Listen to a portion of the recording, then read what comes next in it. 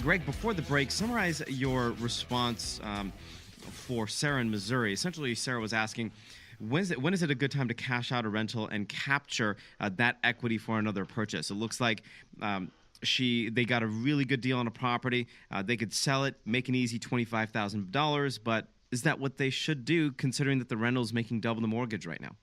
Yeah, I wouldn't. I wouldn't. I would see the key is the way the question was phrased. Cash out and capture the equity. You've already captured the equity, right? Your value is not going to go down. And if that's one of the concerns, put it out of your mind. Okay. Anybody out there who's talking about the housing market declining, there could be some micro markets where there's some kind of disruption or trouble, like a big job exodus for some reason where, jobs are great everywhere, but in this one little pocket, they're losing them. Otherwise, hang on to it, right? People should view single family homes as semi-liquid. Okay, they're not like other kinds of real estate where I own a shopping center and it's time to sell the shopping center, but nobody's buying shopping centers right now. People are always buying houses, always, and in every town. That's They're right. always buying houses. Now, in a situation where we're in right now, home prices have gone up very strongly for several years.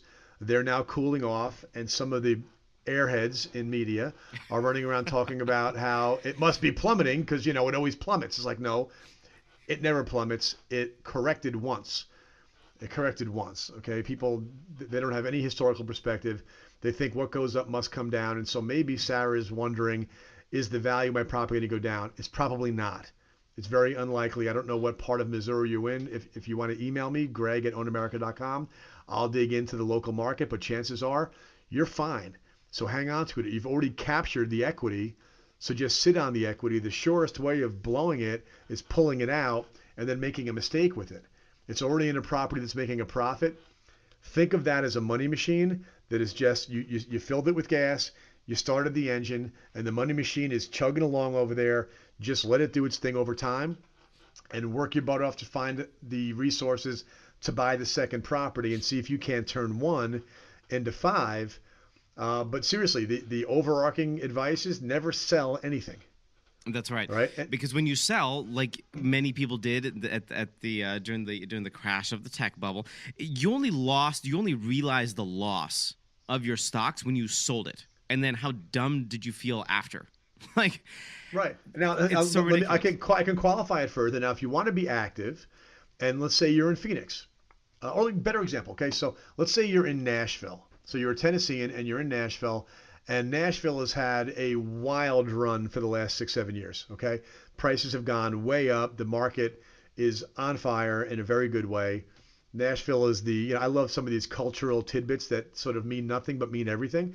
Nashville is the bachelorette party capital of the world, right? So the guys are still going to Vegas because they're dirty birdies, but the ladies are going to Nashville because everyone loves a cowboy, and that town is such a clean and upbeat and positive place from a tourism standpoint. It's also a phenomenal anchor economically for commerce and business. It's got everything going for it, but if you own there, you just rode the roller coaster up and it's probably going to flatten out. So maybe you want to exit from there and then plunk it down someplace else that's about to have one of those rises. And as you know, I think Chattanooga, Tennessee, a few miles down the highway, is about to do what Nashville did in the last 6 years.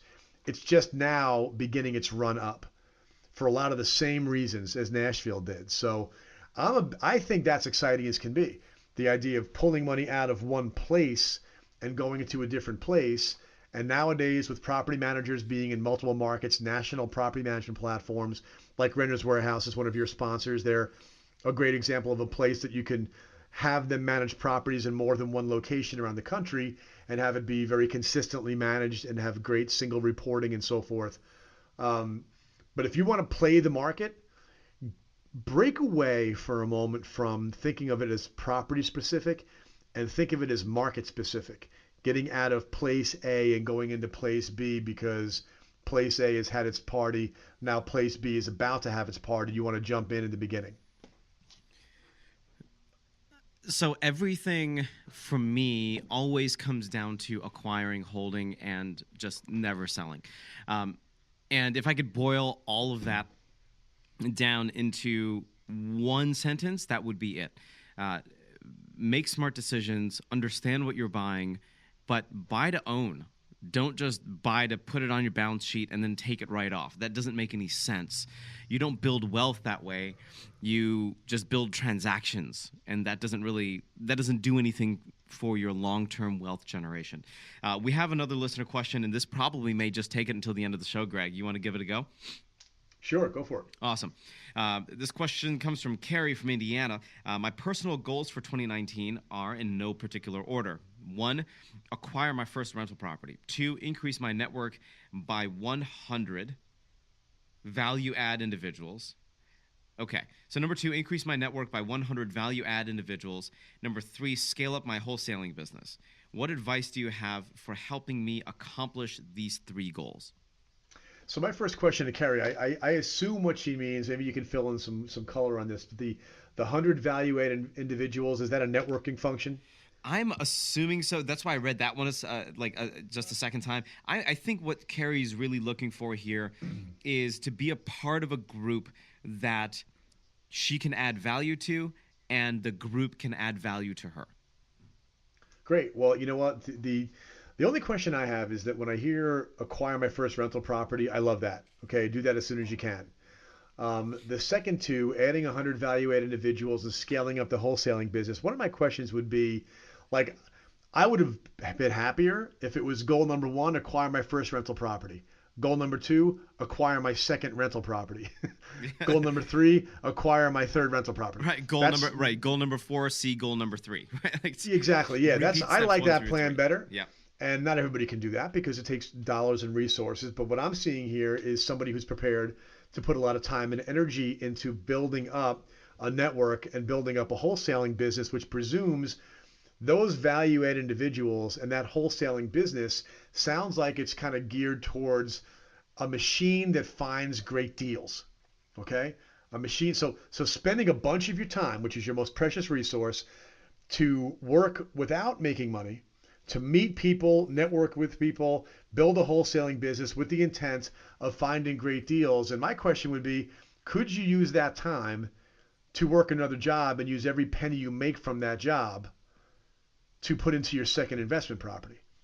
Meaning, building 100 value-add individuals, does that mean you're going to go to a lot of networking events? You're going to spend a lot of time out of the house, sitting down, having coffee with people. You start counting up the hours and you say, what if I traded that time for an $18 an hour job, a $12 an hour job, working a second gig? I don't know what she does, but stuff adds up, right? It adds up. And when you start trading dollars, or start trading hours for dollars, and every penny from that second job goes to one place, the savings account for the next property.